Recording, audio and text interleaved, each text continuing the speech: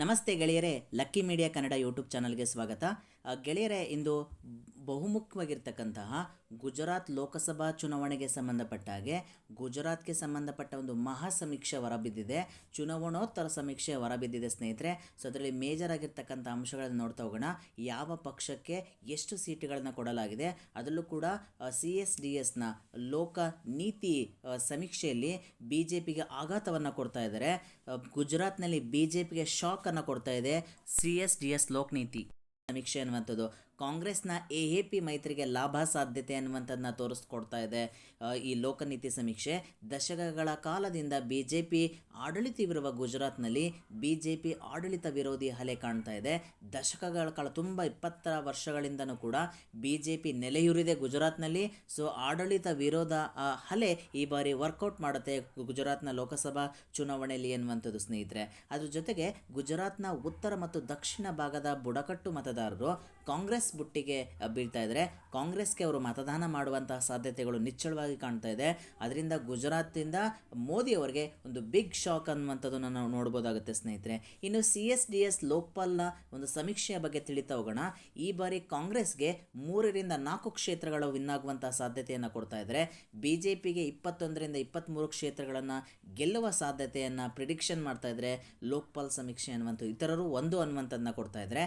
So Congress AAP ಮತ್ತು ಕಾಂಗ್ರೆಸ್ನ ಒಂದು ಇಂಡಿಯಾ ಮೈತ್ರಿಕೂಟ ಏನಿದೆಯಲ್ಲ, 3ರಿಂದ 4 ಕ್ಷೇತ್ರಗಳನ್ನು ಗೆಲ್ಬೋದು. ಅದರಲ್ಲೂ ಕೂಡ 1 ಕ್ಷೇತ್ರವನ್ನು ಹ್ಯಾಪ್ ಅಂದರೆ AAP ಗೆಲ್ಲುವಂಥ ಸಾಧ್ಯತೆಗಳು ನಿಚ್ಚಳವಾಗಿದೆ ಅನ್ನುವಂಥದ್ದು ಲೋಕ್ಪಾಲ್ ಸಮೀಕ್ಷೆಯ ಒಂದು ಪೂರ್ವ ಮಾಹಿತಿ ಸ್ನೇಹಿತರೆ. ಅದರಲ್ಲೂ ಕೂಡ 2019ರಲ್ಲಿ BJP 26 ಕ್ಷೇತ್ರಗಳನ್ನು ಕ್ಲೀನ್ ಸ್ವೀಪ್ ಮಾಡಿತ್ತು ಗೆಳೆಯರೆ. ಸೊ ಗುಜರಾತ್ ಅನ್ನುವಂಥದ್ದು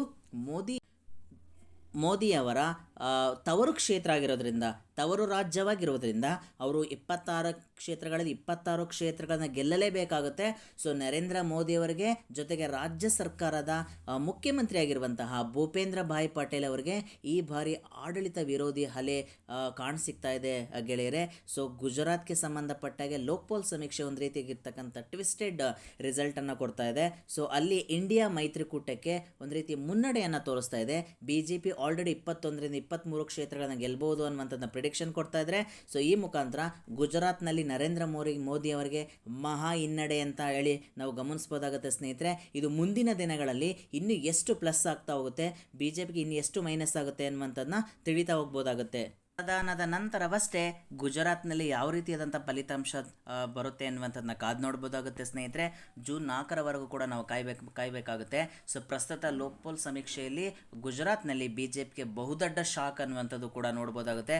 ಅದರಲ್ಲೂ ಕೂಡ ನರೇಂದ್ರ ಮೋದಿ ಅವರ ತವರು ರಾಜ್ಯವಾಗಿರುವಂಥ ಗುಜರಾತ್ನಲ್ಲಿ ಅತಿ ದೊಡ್ಡ ಶಾಕ್ ಕಾದಿದೆ ಅನ್ನುವಂಥದ್ದು ಈ ಒಂದು ಸಮೀಕ್ಷೆಯ ಪೂರ್ವ ಮಾಹಿತಿ ಗೆಳೆಯರೇ. ಯಾರೆಲ್ಲ ಈ ವಿಡಿಯೋ ನೋಡಿದರೆ ಅವರಿಗೆ ಧನ್ಯವಾದಗಳು. ಯಾರಿನ್ನೂ Lucky Media YouTube channel subscribe ಮಾಡಿಲ್ಲ, ದಯವಿಟ್ಟು ಸಬ್ಸ್ಕ್ರೈಬ್ ಮಾಡಿ, ಶೇರ್ ಮಾಡಿ.